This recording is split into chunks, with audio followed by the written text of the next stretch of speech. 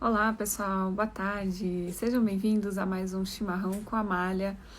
Hoje, excepcionalmente, às 14 horas. Eu costumo fazer sempre às 10 da manhã, mas hoje a gente precisou fazer às 2 horas. A gente vai ter hoje a participação especial do Gustavo, que também está me ajudando na minha equipe. Ontem vocês conheceram a Luísa e hoje vocês vão conhecer o Gustavo, que está me ajudando bastante na minha equipe de pré-campanha. Vamos esperar o Gustavo entrar, que daqui a pouquinho a gente vai começar a falar as notícias do dia. Aqui em Curitiba tá um tempo, tá um dia, por enquanto, com um pouco de sol, mas já tá fechando, tá ventando bastante. Inclusive a gente tá sem luz agora aqui na região onde eu moro. E acho que devido a esse temporal aí que está se formando, eles estão falando que está se formando um temporal aqui no Paraná, aqui em Curitiba. Então vamos aguardar. E enquanto a gente espera o Gustavo entrar, já entrou. Eu vou chamar ele aqui pra gente conversar.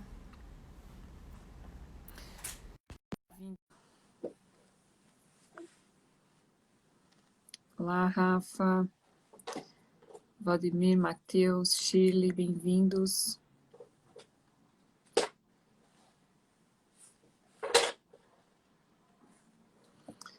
Vamos ver se o Gustavo entra. Tá dando algum problema aí na internet. Aqui em casa a gente tá sem luz, eu tô só usando o 4G. Não tô com Wi-Fi, não sei como é que tá lá na região onde o Gustavo mora.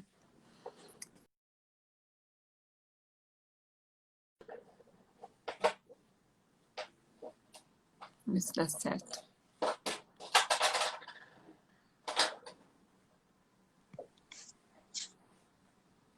Olá.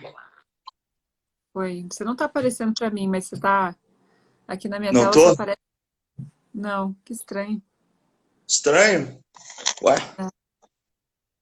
deixa eu tentar de... Vamos ver se eu mando aqui a câmera. Não? Vamos ver aqui, eu vou. Oi, Vitor. Bota, revista, revisão, tradução. Eu preciso usar óculos, as letrinhas ficam pequenas na tela, às vezes eu não consigo ler o nome de vocês. Opa. Ah, meu Deus. Virei aqui.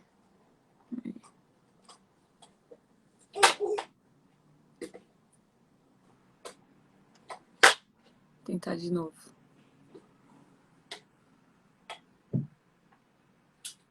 Oi, Murilo, bem-vindo. Vou Agora guardar um... foi. Ah, agora foi. Ei, já tava nervosa aqui. Ah, ia dar certo. Tudo bem? Tudo bem? Boa tarde, Amália. Tô aqui te acompanhando. Aí sim, olha aí, ó, tá vendo? Não basta trabalhar na equipe, tem que ser parceiro de cuia. Exatamente. Aí eu gostei. Exatamente. Muito bom. Gente, Muito obrigado pelo convite, Amália. imagina, Muito feliz de estar aqui. eu que agradeço de você ter aceitado. Para quem não conhece o Gustavo, ele é estudante de economia e, assim como a Luísa e o outro Gustavo, que também está na nossa equipe, são os mais jovens aí da nossa equipe e motivo de orgulho para mim, já falei isso para eles, de ter pessoas tão jovens assim, já empenhadas na política e nessa vontade de mudar, né, de fazer alguma coisa para mudar o país que a gente vive. Parabéns e obrigada por ser parte da minha equipe e por ter aceitado hoje aqui. Muito obrigado. Eu que agradeço o convite, Amália. Agradeço o Vitor por estar presente aqui, de estar aí, um amigo lá da PUC, enfim, O Vitor a sempre nos... gente ainda não conversou pessoalmente, mas É, vamos continuar se falando. Essa loucura da pandemia não permitiu o contato, mas mais uma hora isso a gente aí, consegue sentar para conversar. isso aí. Gustavo, vamos às nossas notícias do dia, que eu já acho que vai ser legal. Bom, vamos começar falando do boletim coronavírus, e aí é a parte chata, né? A parte triste, assim.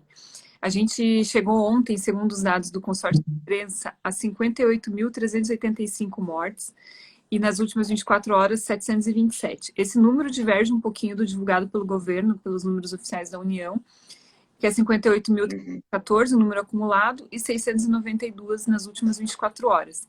Sempre no final de semana, os números que refletem o final de semana acabam sendo um pouco mais baixos. No boletim de hoje deve sair um número mais perto do que a gente está acostumado, ali perto de 1.000, né? Infelizmente, é uma pena isso. E aqui em Curitiba, Gustavo, a gente está com 145 óbitos, 76% dos leitos ocupados, e isso significa que temos 56 leitos disponíveis. Mas o que eu queria conversar com você era a respeito do que está rolando no Paraná. No Paraná, a gente atingiu ontem 600 óbitos aqui no Paraná. Temos 21.089 casos confirmados. Desses, 820 estão internados. E você deve ter visto, o pessoal deve ter visto aí, rolando um bafafá de que vai ter lockdown aqui no Paraná. O que você acha que o Ratinho vai fazer? O Ratinho disse que vai se pronunciar às 3 horas da tarde. Ele negou, falou que não vai ter lockdown. O que será que a gente pode ter desse pronunciamento das 3 horas? Pois é, eu acredito que o Ratinho ele foi muito inteligente no sentido de ter aguardado tomar medidas mais restritivas agora no período de férias que nós estamos. As férias escolares, assim, os alunos, por mais que antes, durante esse primeiro semestre do ano, já estivessem tendo aulas a domicílio, que não pode falar aula à distância por uma série de questões jurídicas, mas estavam tendo aulas a domicílio. O Ratinho buscou fazer isso exatamente no período mais tranquilo de fazer lockdown. Mas, pessoalmente, eu não acho que ele vai adotar essas medidas muito restritivas nesse momento. Inclusive, agora mesmo, não faz muito tempo, segura a Giovana aí. O Ratinho, inclusive, anunciou há pouco, eu estava lendo, que ele não pretende decretar um lockdown absoluto no estado. Isso. Ele pretende trabalhar junto com o prefeito de Curitiba, o prefeito de Cascavel, que são as 2 cidades mais afetadas no momento pela pandemia, para trabalhar com eles e conter a pandemia nesses locais específicos. Lá em Cascavel a coisa está bem, né? Muito. Inclusive, a própria prefeitura de Curitiba estava comentando que por que o número de casos aqui em Curitiba cresceu tanto nas últimas semanas. Muita gente estava saindo da região metropolitana em várias cidades. A região metropolitana de Curitiba compõe 29 municípios, desde de Curitiba até ali, quase a fronteira do Paraná com São Paulo. Muita gente estava saindo desses municípios que estavam decretando não vou dizer um lockdown, mas uma restrição mais pesada, estavam vindo para Curitiba fazer compras e passear. Então, o número de casos aqui cresceu muito e teve essa contribuição, infelizmente, de muita gente da região metropolitana vindo aqui para a capital. Mas vamos ver, eu estou ansioso para... Eu também. Para as 3 horas da tarde. Eu quero ver o que o Ratinho vai falar. As prefeituras têm que trabalhar em conjunto, né? Não tem como, senão acontece isso que você falou. Uma prefeitura está mais restritiva, está com menos casos, mas as pessoas circulam e acaba passando para as outras, né? E Sim. Outra coisa que eu queria comentar aqui de Curitiba é que a prefeitura disponibilizou vacinas para gripe. Ó, a Giovana tá impaciente. Ela quer brincar. Isso aí. A prefeitura disponibilizou vacinas para gripe, mas ainda tem vacina disponível. Tem 120.000 doses de vacinas para gripe disponível. E é importante tomar, ainda mais agora que a gente está passando por essa pandemia, que já é uma doença a menos para você pegar aí, né? Caso venha a ficar doente, assim, para ficar com... a gripe acaba atacando o sistema imunológico, a pessoa fica mais suscetível aí para se contaminar com o coronavírus. Então, pessoal, 120.000 doses ainda disponíveis aqui em Curitiba. Você tomou, Gustavo, a vacina da gripe? Ainda não, tenho que tomar. Tô devendo essa. Aproveita. Ó, até a Giovaninha já tomou, ó. Né, filha? Ah, que bom. Até você já tomou a vacina da gripe. Que bom, isso aí. E outra coisa que eu queria... Que bom. A respeito ainda da pandemia, não sei se você viu, Gustavo, mas o governo tinha falado antes que iam ser 3 parcelas daquele auxílio emergencial, né? Vamos falar do auxílio emergencial. Iam ser 3 parcelas de R$ 600. E com a extensão da pandemia, né? Como ainda não... A pandemia ainda não foi embora. Peraí, deixa eu colocar ela aqui para brincar. Brinca. Com a extensão da pandemia, o governo havia dito que ia pagar mais 3 parcelas, de R$ 500, R$ 400 e R$ 300. E agora, sim, isso soma R$ 1.200. Mas houve uma pressão ali dos parlamentares e o governo acabou anunciando que vai fazer o pagamento de mais 2 parcelas de 600. Quer dizer, vai dar na mesma, porque ia dar 1.200 antes, em 3 meses, agora vai ser 2 de 600, e fica nesse vai e volta, e as pessoas que recebem ficam sem ter uma certeza do que vai acontecer, né? Se podem contar com esse dinheiro. Sim. Enfim, não sei se você... Li sim, inclusive é uma situação bem interessante. Até o próprio Mansueto Almeida, que é secretário do Tesouro, que está saindo agora do governo federal, da equipe econômica, ele comentou em audiência recente lá no Senado que está acontecendo uma realidade, a gente está passando por uma situação em que o governo federal está dando dinheiro para a população, está dando R$ 600, só que a população não está gastando. A gente não está vendo crescimento na demanda propriamente dita. Ele falou que é exatamente, no consumo das famílias. Então, a população está com medo de gastar. E ele comentou, poxa, é uma realidade que a gente nunca viu. Então, a população está consciente de que, olha, é uma situação muito difícil, é uma situação... Exatamente. Eu estou inseguro com relação ao meu futuro, eu não sei como vai ficar minha família, então vou guardar esse dinheiro e não vou gastar. Isso está acontecendo aos montes no Brasil hoje. E ele comentou, o grande desafio hoje da equipe econômica é como incentivar essa demanda, como gerar segurança para a população para que ela se sinta segura e, olha, não, eu vou gastar esse dinheiro, mas eu vejo uma luz no fim do túnel, né? Uhum. Então, as pessoas, e agora, sem saber se vai receber mais 3 parcelas, mais 2, qual vai ser o valor, enfim, mais um ponto de segurança aí, né? E as pessoas acabam fazendo isso mesmo que você comentou. Até porque em muitos lugares estão fechados, né, Gustavo? Não tem nem muito onde gastar. É com comida e aluguel, e, né, contas diárias ali, porque não tem muito o que fazer. Exatamente, Exatamente. Agora, com esse aumento nas restrições aí em Curitiba, em vários municípios aí do Paraná, no nosso estado a gente deve ter uma queda no consumo, no consumo das famílias, a demanda no geral. Então, realmente vai ser...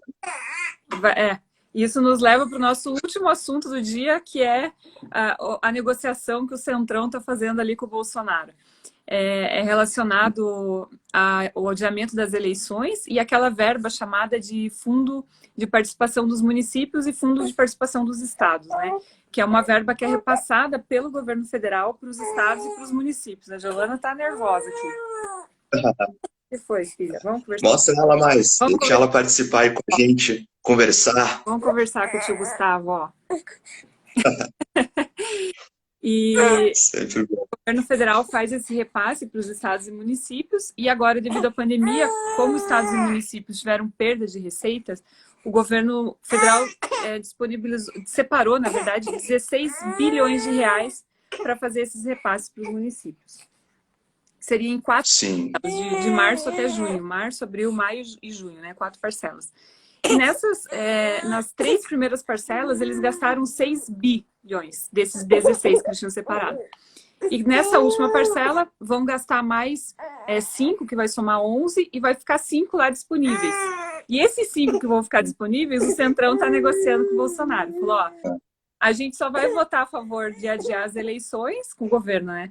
A gente só vai votar a favor de adiar as eleições se esses 5 bi ficarem disponíveis para os estados e para os municípios. E é isso que você comentou, né? Como os estados e municípios estão tendo perda de receita, os governadores e os prefeitos estão pressionando, principalmente os prefeitos, porque é ano eleitoral, os prefeitos querem se reeleger e não querem ficar até o final do ano com uma receita reduzida, né? Então, eles estão fazendo estão aí. E, enfim, Centrão, Bolsonaro, é. Sim.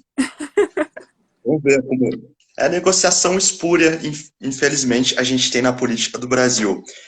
No momento, não me lembro se foi ontem, o Rodrigo Maia e o Bruno Covas e mais alguns prefeitos se reuniram para exatamente fazer essa negociação desse repasse, como ele vai ficar. E é de interesse dos prefeitos, com certeza, por mais pela lei de responsabilidade fiscal eles não possam fazer nenhuma obra. Meu Deus do céu. Ela estava quietinha até agora. É só ligar. Só ligar até. Pronto. Meu Deus. Deixa eu Exatamente. ver a dela, peraí. Vamos ver os comentários. Bernardo, obrigado por estar aqui. Nath, sempre bem-vinda, sempre acompanha. Quem mais? Leonardo, Giovana já vai crescer manjando de gastos públicos, exatamente. Tem que educar. Mamãe, eu quero mamar. Desde sempre, desde criança, as pessoas a terem essa consciência cidadã, que falta muito. O brasileiro não tem ideia do que é gasto público, não tem ideia do que nem o que uma Câmara Municipal faz, né? O que uma Câmara que afeta muito o cotidiano da vida enfim, dos curitibanos, pode ser de Curitiba ou de qualquer município aí do Brasil. Enfim, não tem ideia e a gente tem que realmente educar as crianças, todos os jovens a terem esse espírito público, esse espírito de consciência, enfim, público, para realmente transformarem o país. Isso falta muito. Falta, é verdade. Por isso que eu fico tão orgulhosa quando eu vejo vocês, assim, jovens, já participando tão ativamente.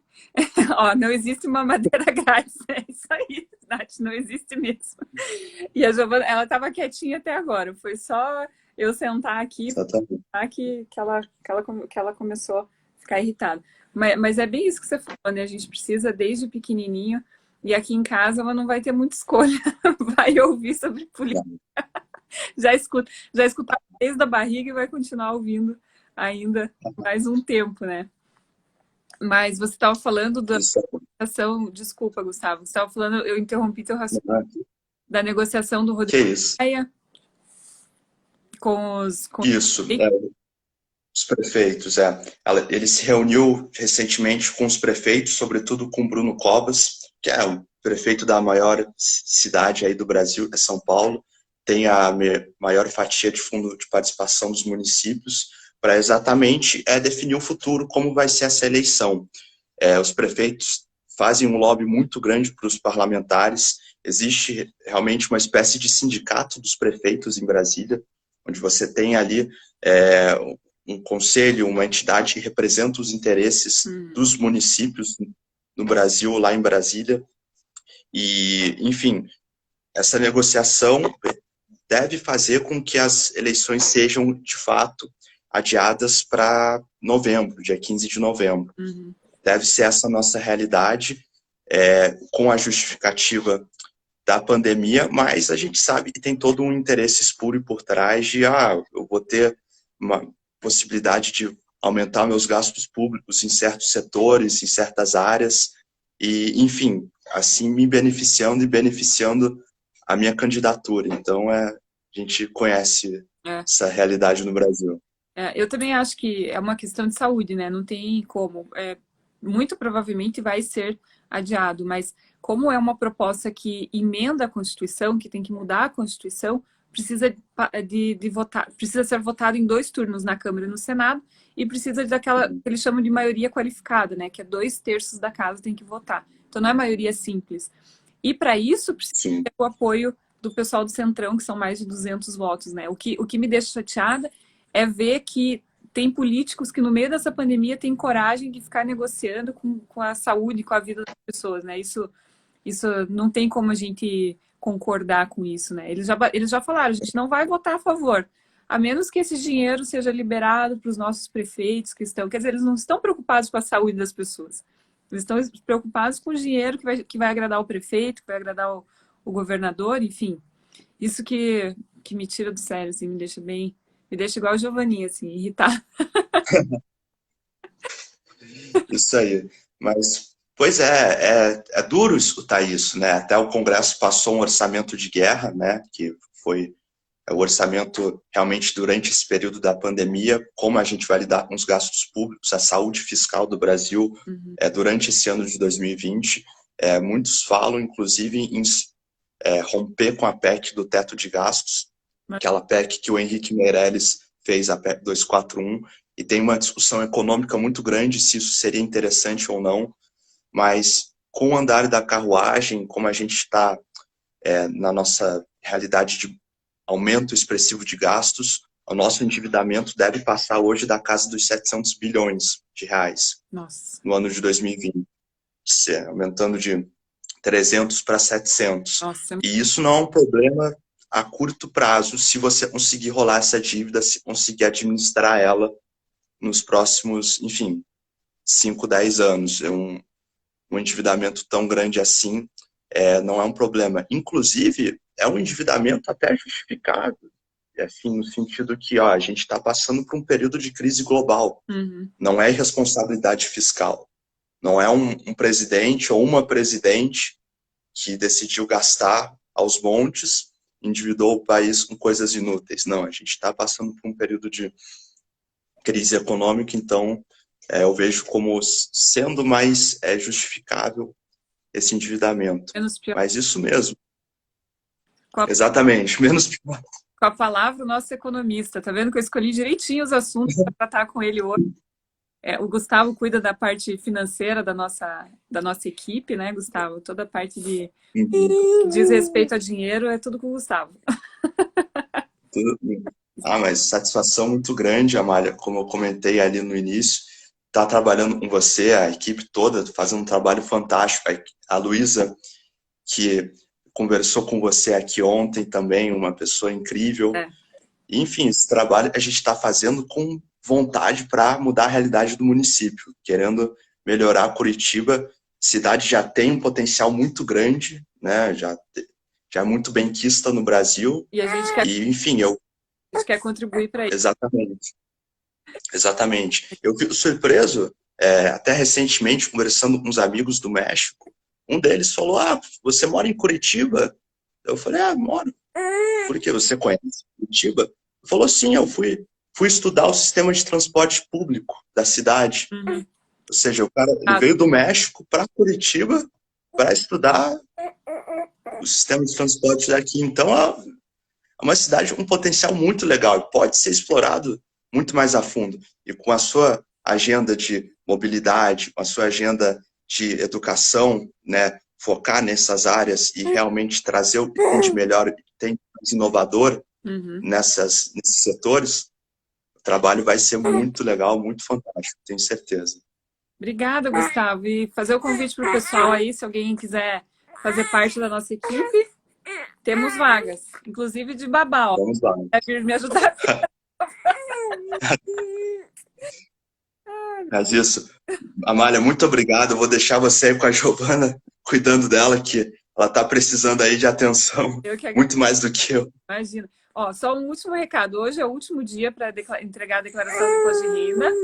E daqui a pouquinho, às 5 horas, a gente tem um bate-papo com o deputado estadual do Novo, Fábio Oster, lá do Rio Grande do Sul. Daqui a pouquinho, às 5 horas, aí não percam. Niterói tem muito Curitiba. Ele falou Show, Bernardo. Isso aí, vamos marcar aquela conversa, hein? Quero que você e a Amália conversem, tô trazendo ele. Vamos marcar isso. Vitor, isso vai ser muito bem-vindo, hein? Vamos conversar. O Vitor quer... Muito bem-vindo. Comentários aqui. Legal. Deixa eu ver se eu consigo baixar aqui. Poxa, que bacana. Então tá, Gustavo, muito obrigada por ter participado comigo hoje aqui. Pessoal, desculpem aí pela irritação da Giovana, mas ser mãe, participar da política, é isso. A gente tem que dar um jeito e vamos em frente, só não podemos desistir. O resto a gente dá um jeito, né? Isso aí. Então tá bom. Malha, muito obrigado, gente. Obrigada. Não percam a entrevista com o Fábio Osterman. O cara é fantástico. Daqui a pouquinho, às 5 horas. 5 horas. Obrigada. Vamos lá. Valeu, Vitor. Valeu, Bernardo. Nath, todo mundo. Valeu. Léo também tá ali. Obrigada. Tchau, tchau. Léo, tchau, tchau.